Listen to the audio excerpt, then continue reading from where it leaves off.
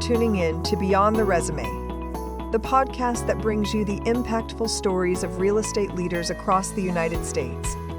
Every year, we take the time to bring you some of our favorite interviews from seasons past in our summer series. These episodes hold tremendous lasting value to you, our listeners. So sit back, relax, and enjoy this Beyond the Resume Summer Series throwback. And don't forget to like, share, and subscribe to Beyond the Resume.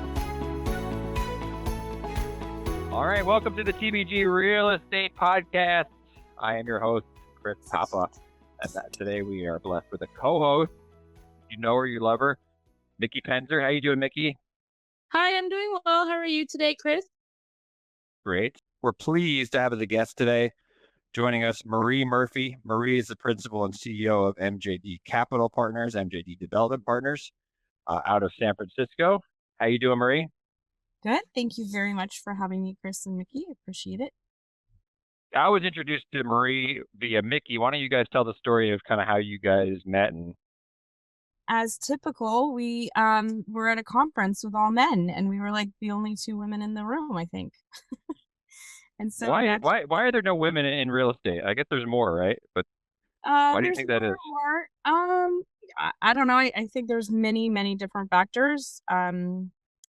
There's a lot of great guys in real estate, and there's a lot of great women. And I think, this business lends to a lot of long hours and a lot of ego, and those things just tend to lend themselves to a lot of men being in the business. But things are changing.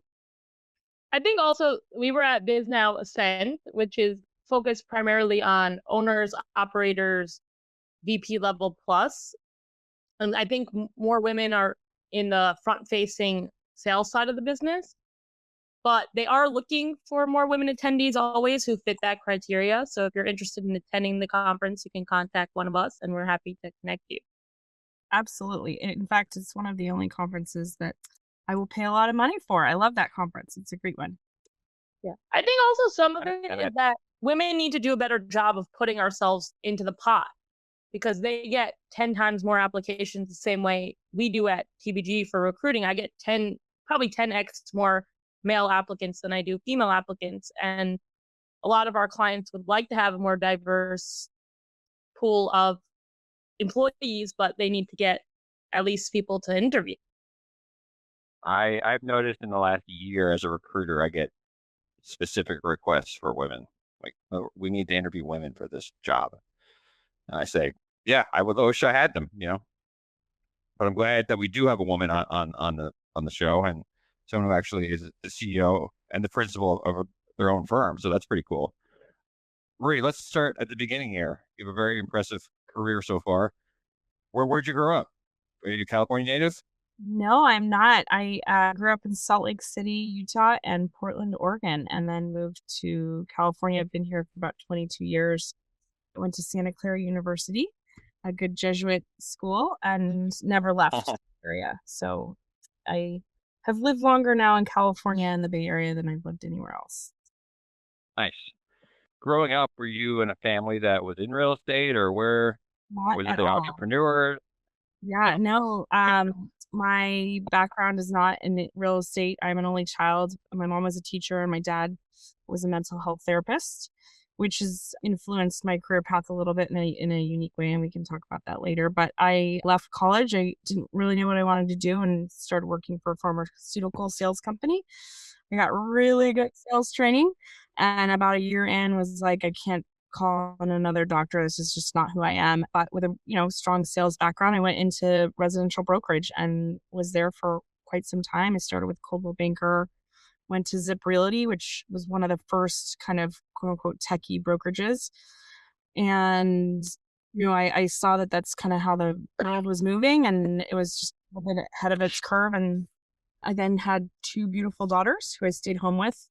My ex-husband and I had done some investing and some flips, and kind of had always been intrigued with the investment side of the world, and then found myself in a life situation that I never expected. I was separated and needed to kind of press the restart button. And so I went to work for a family office Actually, before that, I thought I wanted to go into commercial brokerage. And it's funny you talk about one.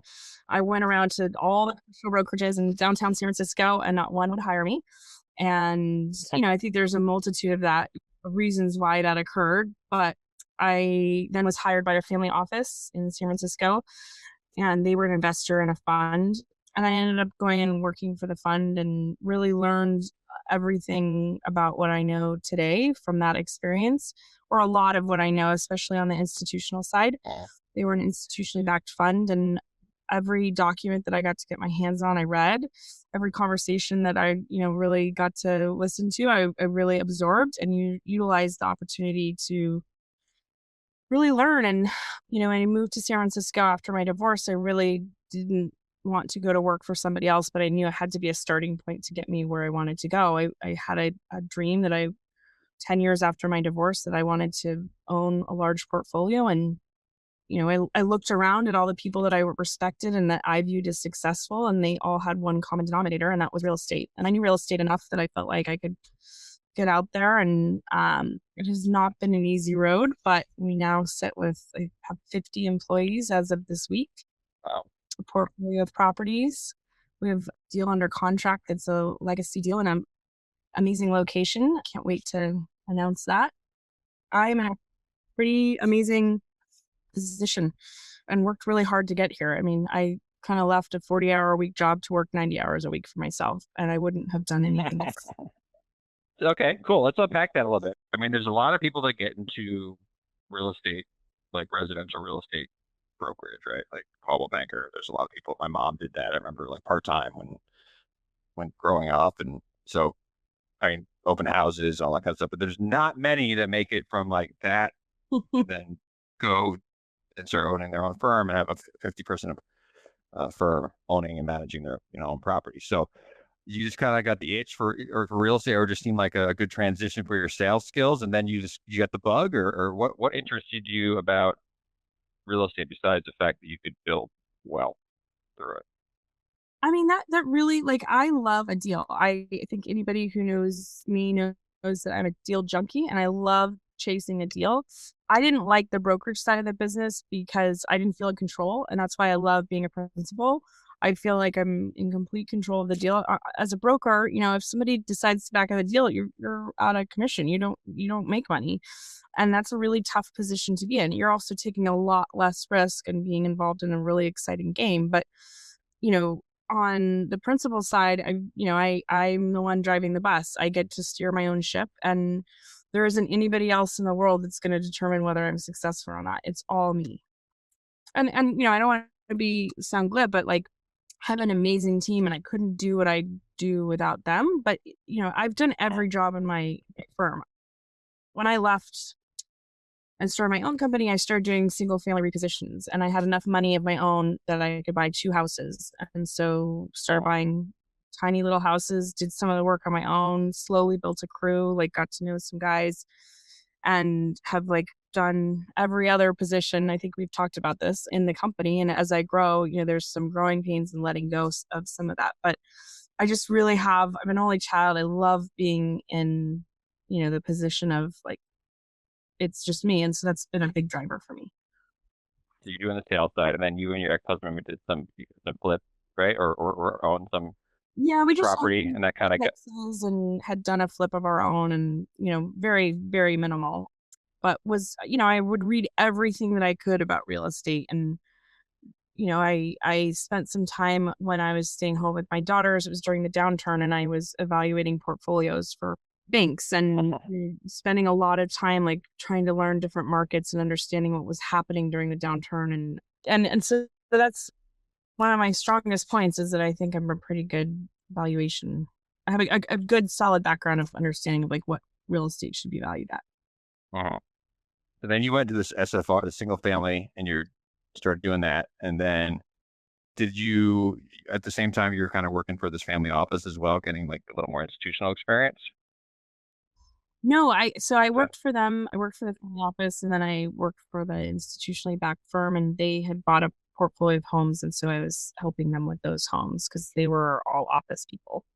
and they bought these homes and didn't quite know what to do with them. And since I have residential experience, stepped in there and helped. And also at the same time, getting to know the investment side of the business. And I left when it became clear that I was ready to like at least go out and try on my own. I tried to do some high-end flips in San Francisco, and without a track record, it was not easy to do. So I said, well, I have enough money. I know the Sacramento market. I'll drive up there and I'll do some homes of my own. And there's all those same guys that I tried to raise money from to do the luxury flips in San Francisco said, oh, well, we'll write you a big check for 20 homes. We're just not going to put it all in one deal. And so being humble enough to say, okay, this isn't working this way. I know that I can, start out this way. And I think that was a big decision point. I think other people probably would have been like, I got to give up. I can't do what I want to do. Well, it's just a matter of like saying, okay, I have this drive. I have this passion. I know that I can do this. But looking at like how that's actually achievable today. And I could have never imagined that this is where I would have gotten when I, stepped my foot in San Francisco thinking that I wanted to be a commercial broker. And I'm so happy that like they all said no. I'm happy I'm not out there leasing, to tech companies office space. Like I'm thrilled that this is the position that I'm in. And it's all about like listening to kind of where the universe positions you and what is achievable today versus what's achievable 7 years away. I could have never made that leap 7 years ago to what we're doing today. It's just each little step. I'm just thinking about myself. Like if I wanted to start, or like I want to own my own real estate investment firm. How do you do it? Like what would be the first step you would give somebody, maybe somebody who's young in their career? Do it. So what we do is I have an operating company and I drive returns for my investors through my operating company. I could third party all of this and not have the 15 fees and not have a ton of the headaches that we have. But I truly believe that I have full control over the deal. We're not relying on third party GC. We're not relying on third party property management, asset management company. We do everything in house. And so that's just who I am at my core. I think there's an easier path. And so my point is that kind of a lot of work to do all this. So you have to be ready and you have to get out there. I've had a lot of great mentors. There's a lot of guys in this business that will have helped me get where I've, gotten. And one of the transformative books that I've read is called The Real Estate Game. I actually go back and try and read it once every other year or so, just to remind myself. I think a lot of information can be gleaned from that book. It's by William Corvu, and it just has a really good kind of overall sense for the entire, it's Monopoly. I joke with people, like I play Monopoly for a living and I don't, I'm not taking my fiduciary responsibility lightly at all to my investors, but it's a game. You have to understand, if I buy here, am I going to make money in the long run? I tell every person that asks me about what I do is that I make my money on my buy side. When I buy a property, that's when we make our money, not when we sell it. I tell my entire team that our number one job, none of us have a job unless we focus on this, is that we're a fiduciary to our investors. And if we don't make our investors money, none of us have jobs. So my glib Monopoly comment is just my sense of humor. We absolutely take it extremely seriously what we do. And I'm extremely grateful for people or for the investors that we have. They've all gotten us to where we are today. And without the support of some guys that took a chance on those first few deals and continue to take a chance, because this is, still at the end of the day, there's a lot of risk in what we do. We wouldn't be here without them. Totally. I mean, your track record speaks for itself. I mean, you wouldn't have gotten to where you are unless you've been successful and, got everyone the returns they're looking for and all that kind of stuff. So I totally get that. What is your general strategy? Do you have like a value add? So our core focus is today, and for the last 2 or 3 years, has been on multifamily. About 80% of our deals are value add multifamily deals. I love markets. We've done really well in Sacramento, and a large part of that is because of what's gone on in the Bay Area with the tech boom and, the affordability. Like we focus on workforce housing. As I said before, we do everything in house, and I really love markets that, are secondary to like a big boom. And so we've also entered the Reno market and also done very well there. We were the largest purchaser on the buy side on a transactional side of multifamily in Reno last year. And I think that will continue this year. And one of the reasons why I love the Reno market is that there's, a significant amount of job growth happening there. It's the first time Reno's had jobs that's outside of the casino and tourism industry. And a large part of that because of the secondary and tertiary workforces going in the tech industry up there. So those tech companies are opening offices there? A lot of it's logistics. Apple has like a shipping center there. Tesla is the big one everybody talks about, but at the Tahoe Reno Industrial Complex, Panasonic has a very large factory, and Tesla is part of that Panasonic factory. I've been out there. It's quite impressive. But it's not just Tesla and Panasonic, Google, Switch. I always want to say Bitcoin, but it's blockchain just bought like $1 billion worth of land out there to build. And oh, wow. And additionally, they're building an real estate. I don't speak technology, so please forgive me, but they're building some sort of high-speed data lines that go from the Bay Area to Reno, out to Trick, and then down to LA, and then back up to San Francisco. And so there's just been a ton of investment in putting workforce out in Reno, and logistics, Amazon. There's still a lot going on. The job growth is one of the highest in the nation in that market. And here I am giving all my secrets away, but are you constantly like reading certain things or like getting job reports, looking for like where the next market's going to be? Or you just kind of, you've lived here a long time, so you kind of know. Yeah, I kind of know. And honestly, it was, entering a new market was daunting, but it was easy because we can make the trip from Sacramento to Reno pretty easily. Like, we did some really strategic hiring in the Reno market. When you enter a small market like that, you really cannot go unnoticed. And so you have to create IOIs pretty quickly so that you're not seen as like the out-of-state California investor. And we have a great partner. He's involved in a pretty significant family. They're involved politically. And so it's just been helpful to have them as our ally and key introductions business-wise. And yeah, I mean, I'm looking at Phoenix. They've had a huge amount of job growth. I'm also looking at Tacoma. I think Tacoma is going to really have significant growth because of what's happened, especially in multifamily, because of what's happened in Seattle. Very similarly to, the San Francisco, Sacramento market. I think, and it's even closer. You really can live in Tacoma and commute in. And they're making some rail lines and high-speed ferry lines and stuff. So I think there's a lot of older multifamily that needs to be turned and probably increase the rent. So yeah, I have 2 daughters. I don't want to travel. I already travel enough. And so my tenet is that I have to be able to come home at night if I have them. So it has to be a there and back. So those are the only, I'm only West Coast right now till they're older. Yeah. And so what do you find are like the key characteristics to being a successful real estate person? Are you constantly out there meeting people? Yes. I have a big saying. It's ABC, and the traditional version of that is always be closing, but another one is always be conferencing. I try to put our name out there all the time. I try to attend as many conferences. It's a large part of how I've grown and scaled is just to put myself out there, put myself in rooms where I think that people will either hear my story, listen to the thoughts that I have on real estate or what we're doing. And I went to a conference in San Diego this year and met a group, and they're about to recapitalize our whole portfolio. Hopefully that happens by the end of this month. So and that just is from, a late January, early February meeting.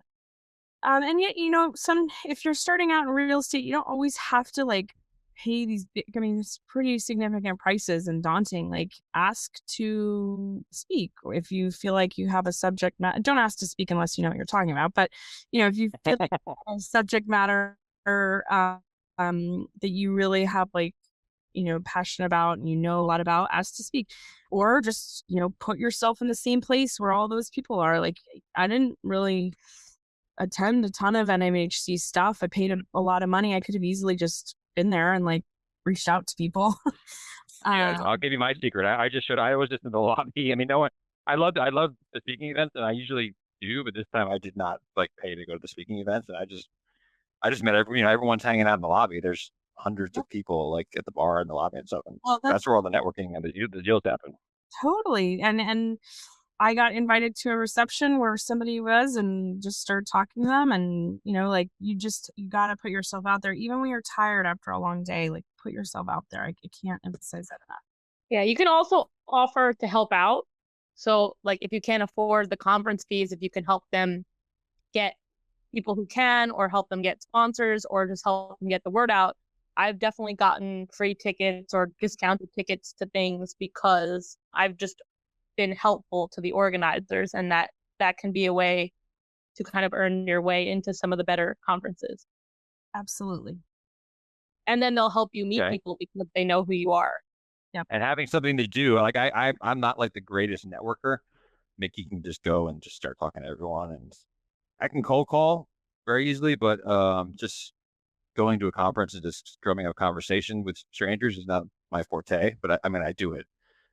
But I think having something to do there, like if you're part of a committee or something, it definitely like it takes a lot of pressure off me, like feeling like I have to like talk about something with a stranger, right? If I'm on that committee, I'm already like, I'm there, I have a purpose. That makes it much easier for me. Anyhow, what advice would you give somebody trying to break into the real estate career? Hustle, get out there, put your name out there, learn as much as you can, and really just don't take no. I mean, I think that like you cannot take no and feel bad about it. Just know that that's the next step to your first yes and doing your first deal. Just pound the pavement, get out there, put yourself out there, learn as much as you can. Gotcha. Do you have any advice on how you balance your work life with your family life? I mean, I think you kind of hinted on that tends to be more of an obstacle for women, but I think nowadays it's an obstacle for both people. I mean, Chris, you can also speak to this because you have a son, and how you manage to run your own company and also be a good parent. I think if you ask my ex-boyfriend, he would say I don't do a good job of it. He, was always the one that was kind of the third man on the totem pole. It's my girls and work, and then having a personal life is difficult. And a lot of times work comes over my girls. I don't view it that way. I view it that everything that I do, I mean, I started out with like not a lot of money and have created, a significant net worth and have a great thriving career and company and amazing team, but that's come at a cost. I try to take time for myself, but at the same time, everything that I do is for the girls and my daughters. And I, at the end of the day, just want them to be proud of their mom and what I've accomplished, and have them see, when they're adults, like, wow, she had a life situation and she made something of herself. She didn't like rely on anybody else. And so that drives me. But I think that everybody in my life would rather me not be on my phone and not be on my computer all the time. I just went on a 40th birthday party with my girlfriends from college, and they had to force me and like take my phone away. They're like, Marie, we never get to see you. Like because I was, standing in the customs line checking emails and not talking to them. And, you kind of have to, you kind of have to be reminded sometimes of like, oh yeah, I better put my phone down. And my kids, I try to make a concerted effort, but I definitely I'm lucky in that I am a single mom, but my ex-husband is in a life situation where he can take the girls a lot of the time when I have to travel during the week. So, I have the benefit of that, and I'm certainly not at this alone. But it's hard. It's definitely, I don't have good work-life balance. It's for sure. It's been a major area of my life I've been trying to improve this year, because I've noticed similar thing as you own your own business. As a recruiter, you basically own your own business too. So you never, you could always be working. So it's tough to be. Yeah, my son's constant complaint is, his wish is for me to be off my phone more. So I've definitely been doing that the last probably 6 months or so. But it takes discipline, and for me, and like I get somewhat addicted to it. I love the deal. I love chasing the deal. Right. And you can also have, team members on the West Coast and the East Coast that you're managing. And I guess probably that time difference also adds to that. Yeah. 5 a.m. and 5 p.m. and all different people I'm working with.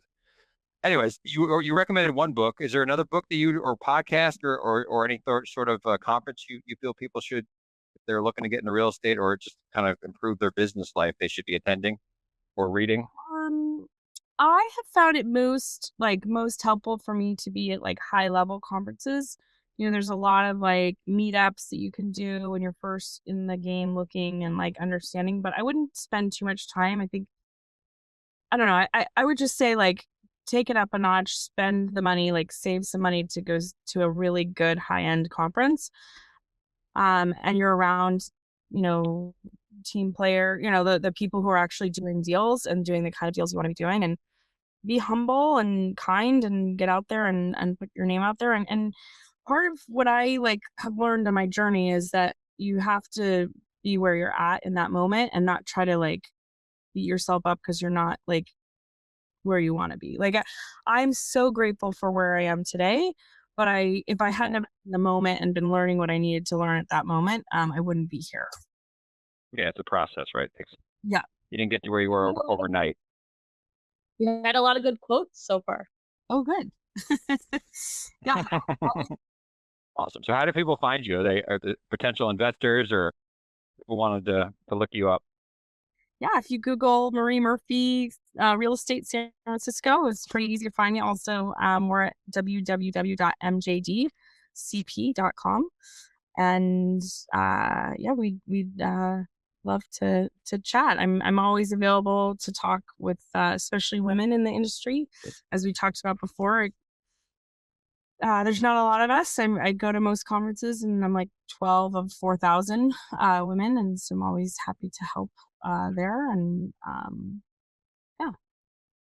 All right, cool. Well, I appreciate it, Marie. You did a great job. You're a shining light to women out there and to anyone. I mean, anyone trying to create something in their life. So I appreciate you taking the time here, and look forward to seeing how MJD progresses. Thank you. Thank you very much, guys. Thank you for listening to Beyond the Resume, a Jackson Lucas podcast where we take a deep dive into the career journeys of some of the top minds in real estate and equip you with the knowledge to move forward in your path towards the success you've envisioned. Make sure to like, share, and subscribe to Beyond the Resume. We're grateful for your support. All episodes of Beyond the Resume are brought to you by Jackson Lucas, building inclusive and diverse businesses through talent acquisition. Visit us at jacksonlucas.com